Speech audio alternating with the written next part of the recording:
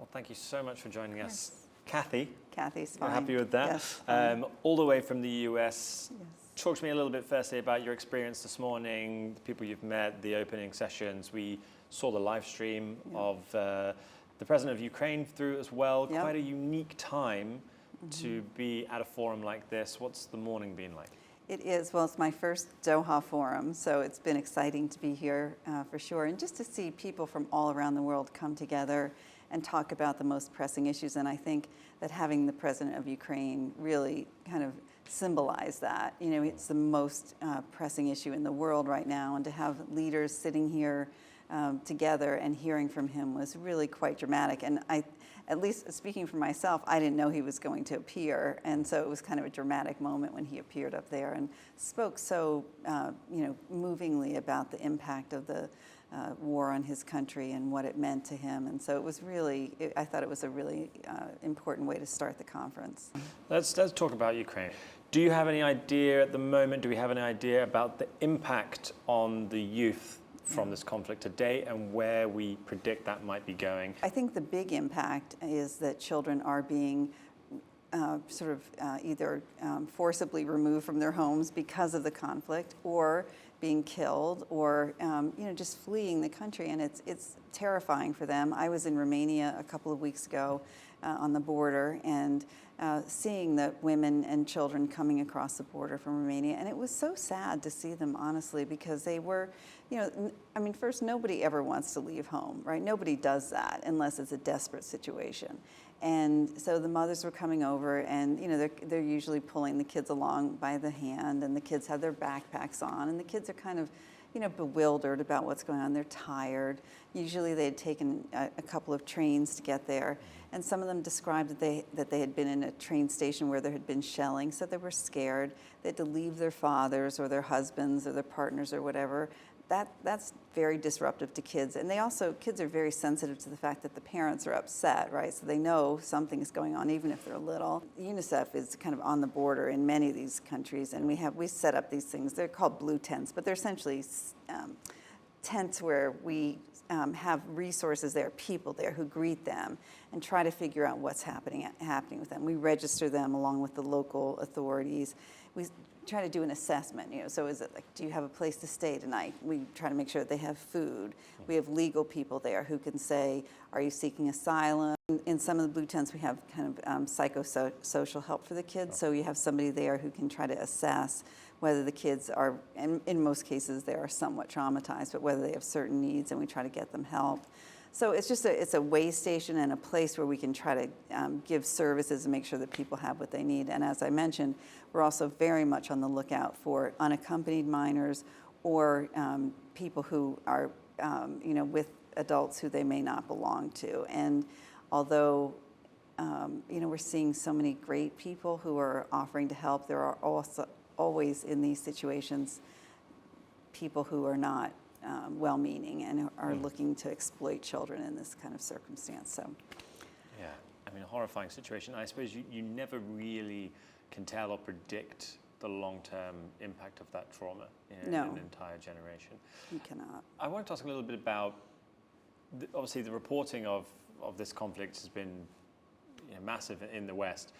There's been some outcry from particularly this part of the world and in the Middle East, where there's been a lot of conflict and a lot of parts that are ongoing, some that have involved some of the parties in this conflict as well. Where is that empathy and where is that support for us, for these people here? Yeah. What's your perspective on that? And do you think that perhaps in a bizarre way, this conflict, closer to certain states in the West, can help to sort of extend a sort of bridge of empathy almost to parts of the world here, Afghanistan, Syria, Palestine, places like this? Yeah, it's a hard question to answer. Certainly from UNICEF's perspective, we are continuing our work in many places at one time, right? We don't have the luxury, in a way, of just focusing on Ukraine. We have a lot of effort going on in Afghanistan. I was just there. That was actually the first trip that I made, was to Afghanistan, and we have a lot of effort going on there, and it's tremendously difficult. We're working hard to try to get girls back in school. We're also dealing there with a very, very serious problem of children being very hungry there, and it's a problem that I don't think is widely known, but it's a combination of they were suffering from a drought, and they also don't have any money in the system, so people are unable to buy food. And we're estimating that 95% of the population right now is under the poverty line, and there are really high numbers of children who are suffering from severe and acute malnutrition, and it's devastating to see that. We're worried about the Horn of Africa. We're worried about just very many situations where UNICEF continues to do the work, and we never stop in those places. We continue. It becomes a challenge in terms of resources. We're always trying to, because we rely on donations, so we're always trying to raise funds for all of these different places where we're working, but we don't ever stop our work in those places. It's just that the sort of eye of the world turns, to different conflicts and different crises depending on what the news coverage is. That's really what drives so much of it. But we continue the work wherever we can. Yesterday we saw an incredible scene. I mean, some of the visuals were really striking of young girls in Afghanistan marching for their right to education. Yeah. We're all aware of the economic importance of young girls in education. We are all aware of the humanitarian need of young girls in education. Can you describe to us just how inspiring or how brave that vision is? I'm always so impressed by how much these girls want to be in school, and also how much their parents want them to be there. There is a lot of demand for education on the part of the girls.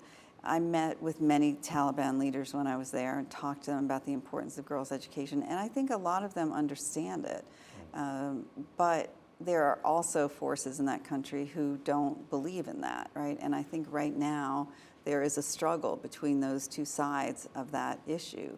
And I think that I tried hard to explain that that's a country that's been in conflict for decades, and that really the only hope that country has is in its children, right? That if they want to move forward, they need to try to nourish their children, educate their children, boys and girls, and try to move past all of the sort of conflict of the past and move into a brighter future. And the children are the key to that. And if they don't do that, then they're going to be stuck, right? They're just going to be stuck.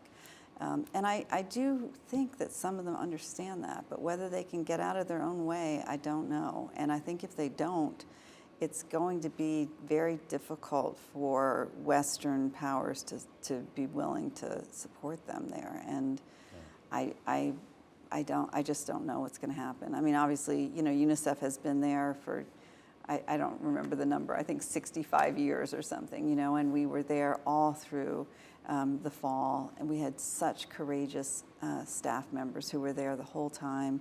Some of them, really in very difficult personal circumstances. We're still there. We'll stay there. We'll always be there. Really trying our best to help the people of Afghanistan, the children who really desperately need us. But it really is up to the leaders to figure out whether and how they want to go forward. And if they make bad decisions, that's going to make things much more complicated for us.